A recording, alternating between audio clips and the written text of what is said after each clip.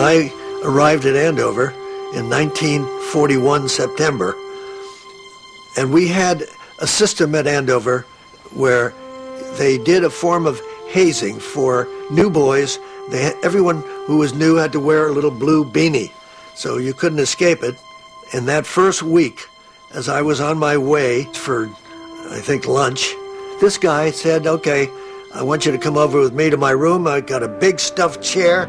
I want you to get that chair over to my new room. And I weighed about 105 pounds at that time. And I looked at the chair, and I couldn't possibly lift the damn thing. And so I'm now outside, and I'm trying to move that chair. And finally, I realize I can't do it.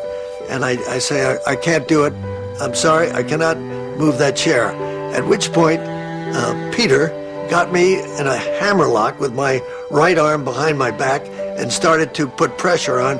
And I remember my phrase was, "You can break it off. I can't move it." At which point, I heard the words, "Leave the kid alone." Peter dropped me like a hot potato. And the next thing I knew, I'm standing there. He's moving the chair back to his dorm. And I asked somebody who's standing there also, who the heck was that? And the answer was, that was Poppy Bush. And I said, well, what is Poppy Bush? And the answer was, he's just the best guy in the school. Then I learned that Poppy Bush was a soccer player and he played baseball. And starting that fall, whenever there was a home game, I was out there just looking at the guy who kept me from being bullied by that SOB, and all I knew was I had a hero that has been a hero for my whole life. When I think about my grandfather and the incredible man that he is, I think about this incredible strength that he embodies, but it's really a strength that comes through an amazingly gentle soul.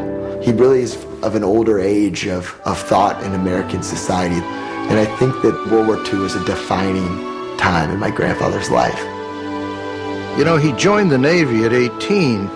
He graduated from high school, and he had a scholarship at Yale, but he elected to go into the service. I've asked him, I said, why did you sign up? And Gampy said he remembers sitting in an Andover auditorium right after Pearl Harbor was attacked. And there was the spirit that, you know, he wanted to be a part of. He wanted to go and defend America. He wanted to be a part of something bigger than himself. And became the youngest naval aviator in the history of the Navy at the time to earn his flying wings. And I don't think there's a day that goes by and my grandfather doesn't think about those two men that were in his plane that shot down, those two young boys. I mean, they were younger than I am now. And only one survived, and it was my grandfather.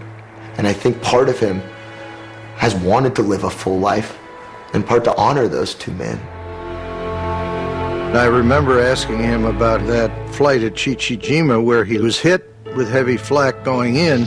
Man, I said, what did you see? Why didn't you bail out? He said, well, I had some flame under my wings.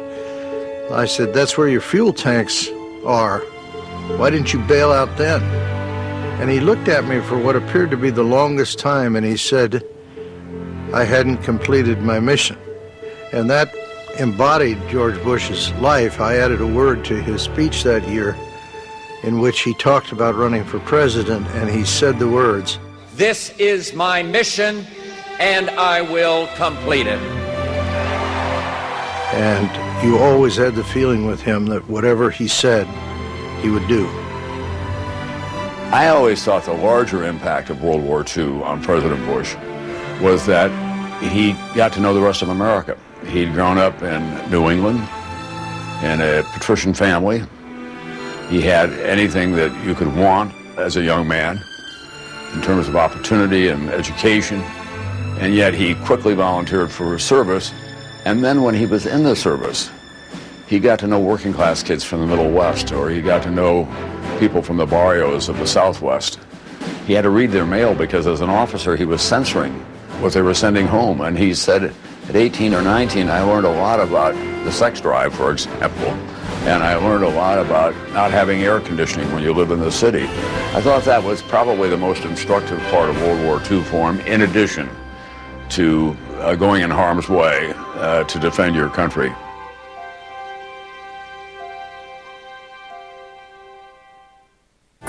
This CNN